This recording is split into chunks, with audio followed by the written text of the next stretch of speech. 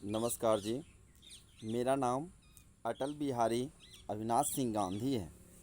और आज 5 अगस्त 2021 है और आज गुरुवार है। आज इस वीडियो के माध्यम से, ये हमारा प्रैक्टिस वीडियो के माध्यम से पूरे हिंदुस्तान वासियों को मैं एक मैसेज देने का प्रयास करूंगा जो काफ़ी इम्पोर्टेंस है। और ये जो मैसेज, ये जो वीडियो, ये किसान आंदोलन में जितने भी लोग भी बैठे हुए हैं उन लोगों के लिए है, उन लोगों को समर्पित है। और ये वीडियो उनके लिए भी है जो अभी तक उनको आवाज़ नहीं आ रही है और ना जाने किनकी प्रतीक्षा है कि वो उनकी जब वो आएगा तभी उनकी आवाज़ें, किसानों की आवाज़ें सुनेंगे, जिनका नाम है मोदी जी, जिनका नाम है मोदी सरकार। तो आज देखा जाए तो हिंदुस्तान के अंदर में और हिंदुस्तान के जो चारों तरफ जो दिल्ली है उसके चारों तरफ जो भी आंदोलन में जो बैठे हुए हैं किसान भाई बहन माताएं जो भी बैठे हुए हैं और रोडों पे सोते हुए आ रहे हैं, उनको पहले सत सत नमन करता हूं और उनके हौसला को दाद देता हूं और उनकी कर्मठता को दाद देता हूं और उनके संघर्ष को मैं दाद देता हूं कि उतना संघर्ष कोई भी नहीं कर सकता हिंदुस्तान के अंदर में जो आज के डेट में कर रहे हैं। आज हमारा हिंदुस्तान एक ऐसे मुकाम में है, एक ऐसे अंधकार में है, एक ऐसे सिचुएशंस में है जिस सिचुएशन में, जिस अंधकार को, जिस पोजीशंस को, उसको हटाने के लिए कोई भी आगे नहीं आ रहा है। हमारे हिंदुस्तान के अंदर में एक से बढ़कर एक टैलेंटेड लोग हैं, एक से बढ़कर एक एजुकेटेड लोग हैं, एक से बढ़कर एक बिजनेसमैन लोग हैं और एक से बढ़कर एक मूर्ख लोग भी हैं हिंदुस्तान के अंदर में।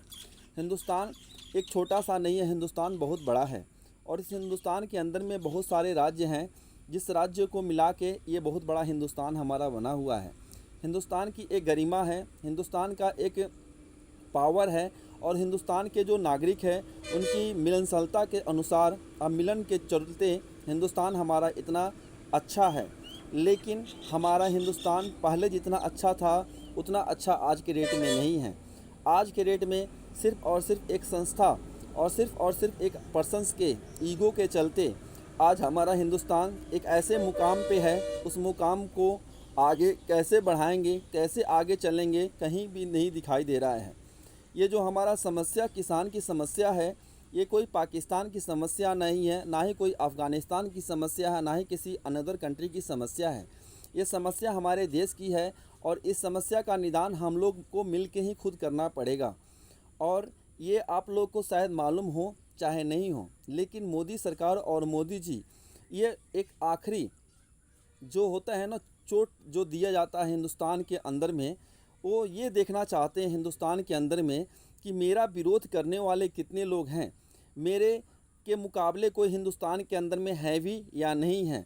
क्या मेरे से बड़ा ताकतवर हिंदुस्तान के अंदर में होने वाला है भी या नहीं होने वाला है, क्या जैसे मैं प्रधानमंत्री हूँ उससे ज़्यादा प्रधानमंत्री का क्वालिटी किसके पास होने वाला है भी या नहीं है।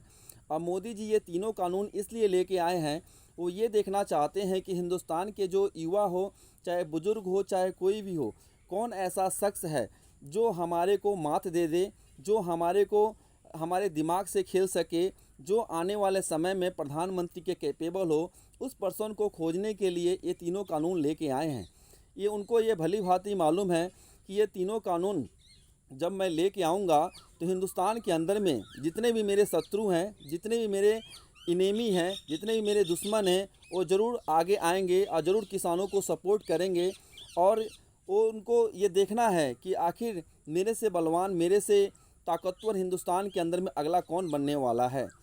तो मैं खासकर मोदी जी को मैं बताने का प्रयास करूँगा कि ये भूल मत कीजिए कि ये हिंदुस्तान पाकिस्तान जैसा है, ये भूल मत कीजिए कि हिंदुस्तान बांग्लादेश जैसा है, और ये भूल मत कीजिए कि ये हिंदुस्तान अफ़गानिस्तान जैसा है।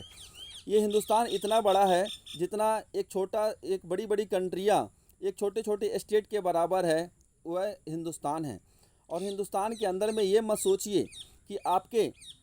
पहले कोई टैलेंटेड पर्सन प्रधानमंत्री नहीं था और आपके बाद हिंदुस्तान के अंदर में कोई टैलेंटेड पर्सन हिंदुस्तान के अंदर में आपके अच्छा प्रधानमंत्री कोई नहीं हो सकता, तो ये आपकी सबसे बड़ी भूल है। हिंदुस्तान अभी जो सिचुएशंस में चल रहा है, हिंदुस्तान इस सिचुएशंस को उबारने के लिए कोई तो कोई शख्स है हिंदुस्तान के अंदर में जिसकी निगाहें पूरा किसान आंदोलन पे फोकस है और जिसका टारगेट ही है कि हमारा आने वाले समय में मोदी को मात दे के मैं ही हिंदुस्तान का गद्दी संभालूंगा। और वो एक ऐसे नीति है उसके पास जिस नीति के ऊपर अगर वो चले और उस देशवासियों को चलाए और उस देशवासियों के ऊपर इम्प्लीमेंट करे तो 100% गारंटी है कि हिंदुस्तान से जो 4 चीज़ें हिंदुस्तान में से कभी भी कोई भी प्रधानमंत्री नहीं हटाया था और ना ही हटाने का प्रयास किया था, उस चीज़ को 100 दिनों के अंदर में वो शख्स जिसका आप वीडियो आज के डेट में अभी देख रहे हैं, वो शख्स चाहे तो जो चीज़ें 4 चीज़ें जो कभी भी नहीं हुआ था वो होने वाला है 100 दिनों के अंदर में। हिंदुस्तान को जैसे ही हमारी सरकार आएगी, मोदी सरकार जब जिस दिन इस्तीफ़ा देंगे, और मोदी सरकार अब वो इस्तीफ़ा तभी देंगे जब वो मीटिंग करेंगे। हिंदुस्तान के अंदर में एक ऐसा बदलाव आएगा, बहुत कम समय में इतना बड़ा बदलाव आएगा जो वो बदलाव आपने कभी देखा भी नहीं होता। आने वाले समय में मैं हिंदुस्तान के सामने और हिंदुस्तान वासियों को और किसानों को मैं हो सकता है कि 13 या 14 अगस्त को मैं संबोधित करूंगा हिंदुस्तान के अंदर में, और हिंदुस्तान को सभी नागरिकों को मैं ये संबोधित करूंगा कि उनको घबराने की ज़रूरत नहीं है, उनको किसी से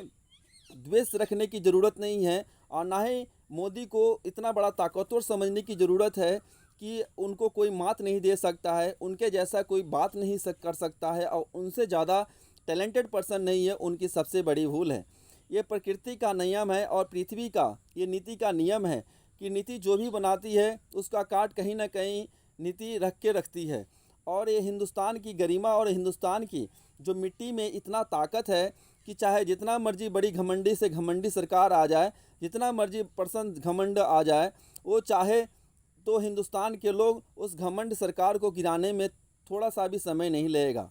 मैं आप लोगों को ये विश्वास दिलाता हूँ कि जिस दिन मैं मीटिंग करूँगा मोदी जी से, उसके 20 से 21 मिनट के अंदर में हिंदुस्तान में जो भी आप अहंकारी सरकार देख रहे हैं, वो अहंकार सरकार भी गिरेगा, वो इस्तीफ़ा भी देंगे, तीनों कानून वापस भी लेंगे, और ये नया एक सरकार भी बनेगा। क्योंकि ये आंदोलन आपने देखा होगा कि एक ऐसा आंदोलन पहले किया गया था अन्ना हजारे के समय, जिस समय एक मुख्यमंत्री निकल के आया था, वैसा ही ये आंदोलन एक ऐसा आंदोलन होगा। इस आंदोलन से मुख्यमंत्री तो नहीं लेकिन प्रधानमंत्री का कैंडिडेट जरूर निकल के आएगा। और ये जो आंदोलन किया जा रहा है और कराया जा रहा है, ये सिर्फ़ और सिर्फ देखने के लिए कराया जा रहा है कि आखिर हिंदुस्तान के अंदर में ऐसा कोई भी पर्सन नहीं है जो ये सोचता हो या उसका टारगेट ही हो कि मुझे आने वाले समय में इस देश पे राज करना है और इस देश के अंदर में हमें एक ऐसा नीति देना है, एक ऐसा विचार देना है, एक ऐसा सिस्टम देना है जिस सिस्टम से हिंदुस्तान के अंदर में गरीबी भी ख़त्म हो जाए, हिंदुस्तान के अंदर से भूखमरी भी ख़त्म हो जाए, हिंदुस्तान से के अंदर से बेरोज़गारी भी ख़त्म हो जाए, और हिंदुस्तान के अंदर से आतंकवादी भी ख़त्म हो जाए। ऐसा कोई भी सरकार, ऐसा कोई भी प्रधानमंत्री हिंदुस्तान के अंदर में ऐसा कोई भी नहीं बना है जिससे वो एक ऐसा नीति, स्वच्छ नीति दे दे जिससे एक ही नीति से 4 चीज़ें ख़त्म हो जाए हिंदुस्तान के अंदर से। ऐसा कोई भी नीति नहीं है, और ना ही मुझे लग रहा है कि ये जो सरकार है मोदी सरकार, वो ऐसा नीति दे पाएगी। लेकिन मैं आप लोगों को विश्वास दिलाता हूँ, जैसे ही हमारी सरकार हिंदुस्तान के अंदर में बनेगा, उसके 3 महीने के अंदर में हिंदुस्तान के अंदर से बेरोज़गारी भी ख़त्म होगी, हिंदुस्तान के अंदर से भूखमरी भी ख़त्म होगी, हिंदुस्तान के अंदर से आतंकवादी भी ख़त्म होगा, और हिंदुस्तान के अंदर से भ्रष्टाचार भी ख़त्म होगा। ये आप लोग लिख के रखिए। जहाँ रही बात हिंदुस्तान के नागरिकों की सुरक्षा की बात है, तो हिंदुस्तान के नागरिक जो भी हिंदुस्तान की जो सीमा के अंदर में हैं, उनकी जिम्मेदारी हमारी आर्मी लेती है, और हिंदुस्तान का जो प्रधानमंत्री होता है उनकी जिम्मेदारी होती है कि हिंदुस्तान के रेखा के अंदर में अगर कोई भी घटना घटता है, चाहे वो अच्छा घटना घटे चाहे बुरा घटना घटे, उसका जिम्मेदार शायद प्रधानमंत्री का जो पोजीशन होता है वहीं होता है और वहीं लेना चाहिए। हिंदुस्तान के अंदर में अगर देखा जाए तो मोदी की जो संस्कार है, वो मोदी की संस्कार सिर्फ भागने वाली संस्कार है, मोदी की संस्कार झूठ फैलाने वाली संस्कार है, मोदी की संस्कार हर काम को टालने वाली संस्कार है। और हिंदुस्तान के अंदर में एक ऐसा संस्कार वाली व्यक्ति अगर कोई प्रधानमंत्री बन जाता है हिंदुस्तान के, और हिंदुस्तान की जो भी संस्थाएं हैं उसको बेचते हुए उसको लगता है कि बेच के ही हम देश चलाएंगे, तो बेच के देश चलाने से और बिकते हुए देखने से अच्छा है कि आप लोग एक मिल के एक ऐसा प्रतियोगिता कराएं हिंदुस्तान के अंदर में, जो खासकर हमारे अमिताभ बच्चन जी हैं, जो कौन बनेगा करोड़पति का बहुत अच्छा वो प्लेटफॉर्म भी देते हैं और बहुत ऐसे लोगों को वो करोड़पति भी बनाते हैं जो टैलेंटेड पर्सन हैं। उनसे यही रिक्वेस्ट है कि हिंदुस्तान के अंदर में एक ऐसा शो होना चाहिए जिसमें किया जाए कि कौन बनेगा प्रधानमंत्री, और कौन बनेगा प्रधानमंत्री का अगर एपिसोड हिंदुस्तान के अंदर में अगर एक दिन के लिए भी हो जाए तो ये 100% गारंटी है कि मोदी की जो अहंकार है, मोदी का जो घमंड है, मोदी का जो पावर है, वो अपने आप को शून्य समझेंगे, क्योंकि उनको ये विश्वास हो जाएगा कि अब हमारे से भी अच्छा नीति वाले हिंदुस्तान के अंदर में हैं, हमसे भी अच्छा सोचने वाले हिंदुस्तान के अंदर में हैं। जहाँ रही बात मोदी जी की बात है, तो मोदी जी हमेशा युवा की बात करते हैं कि हमारा युवा शक्ति बहुत बड़ा शक्ति है। क्यों? क्योंकि उनको युवा वोट, नौजवानों की वोट चाहिए होता है, लेकिन वो कभी नहीं कहते हैं कि मैं बुढ़ा हो गया हूँ, मैं 75 साल होने वाला हूँ, इस देश के अंदर में कोई ऐसा युवा प्रधानमंत्री बनना चाहता है तो मेरे से कांटेक्ट करे, मैं उसको प्रधानमंत्री बनने का मौका दूंगा। लेकिन वो ऐसा नहीं करेंगे, क्योंकि उनके अंदर में एक अहंकार भी है, उनके अंदर में एक लोभ भी है, और उनके अंदर में एक डर, ऐसा माहौल बना हुआ है कि न जाने हमारा भविष्य क्या होगा। जिस प्रधानमंत्री को, जिस मोदी को, उसको खुद नहीं मालूम है कि उसका भविष्य क्या है, उसके साथ में आने वाले समय में क्या होने वाला है, उसके जो साथ में जो पर्सन उनको साथ दिए हों उनका क्या होने वाला है। तो आपके देश का और आपका भविष्य कब उज्जवल होगा और कैसे चलेगा वो आपको मालूम ही है। जिस देश के राजा को, जिस देश के प्रधानमंत्री को उसका भविष्य खुद नहीं मालूम हो कि वो क्या करने वाला है और उसके साथ क्या होने वाला है, तो आपका भला क्या कर सकता है, आपका प्रगति क्या कर सकता है। आप लोगों ने 7 सालों के अंदर में ऐसा ऐसा सिस्टम हिंदुस्तान के अंदर में देखा जो सिस्टम आपने कभी भी नहीं देखा हुआ था। और हमारा हिंदुस्तान 75 साल होने वाला है आज़ादी का, लेकिन इस 75 सालों के अंदर में ऐसा सरकार हिंदुस्तान के लोगों ने कभी नहीं देखा था, जितना अहंकार, जितना घमंड आज के डेट में मोदी सरकार के पास है। मोदी सरकार आज तक जीतती हुई आ रही है। क्यों? क्योंकि पेगासस आपने देखा होगा कि आज के डेट में जो आतंकवादी होते हैं उनके ऊपर जो हथियार उपयोग किया जाता है, वो आज के डेट में हिंदुस्तान के जो विपक्ष में जो नेता बैठे हुए हैं, जो मोदी सरकार को अच्छा नहीं समझते हैं, जो जज मोदी सरकार की नीतियों को अच्छा नहीं समझते हैं, उनके ऊपर वो हथियार अप्लाई किया जाता है और उनकी बातें सोच समझ के, सुन के और उसको ब्लैक मेल करके अपनी सरकार चला रहे हैं। हिंदुस्तान के अंदर में अगर आप लोगों को लगता होगा कि ये 303 सीटें अपनी काम की बदौलत या अपने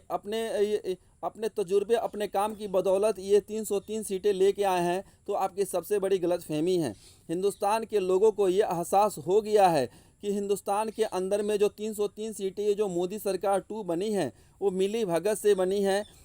ईवीएम को हैकिंग करके बनी है और लोगों को ब्लैकमेल करके बनी हुई है। और ये भी एहसास हो गया है कि जो 14 फरवरी 2019 को जो पुलवामा अटैक हुआ था, और तो वो सडनली नहीं हुआ था, ना ही कोई आतंकवादी ने कराया था, बल्कि मोदी की टीम और मोदी सरकार की मिली भगत से हमारे 44 जवानों को शहीद कराया गया था। और एक ऐसा माहौल बनाने का प्रयास किया था हिंदुस्तान के अंदर में जिससे डर का माहौल हो और लोगों को ये लगे कि अगर मोदी को आप लोग 2019 में वोट नहीं देंगे तो पाकिस्तान हिंदुस्तान के ऊपर कब्जा कर लेगा या बांग्लादेश उसके ऊपर कब्जा कर लेगा। इस तरह की भरमाती किया गया था। और आज के डेट में देखा जाए तो जैसे ही इलेक्शन नज़दीक आता है हिंदुस्तान के अंदर में, चाहे वो स्टेट गवर्नमेंट का, स्टेट में सरकार बनने वाली हो, चुनाव होने वाला हो, चाहे सेंट्रल गवर्नमेंट में चुनाव होने वाला है, जब भी इलेक्शंस का समय आता है तब तक हमारे जवानों को शहीद कराया जाता है।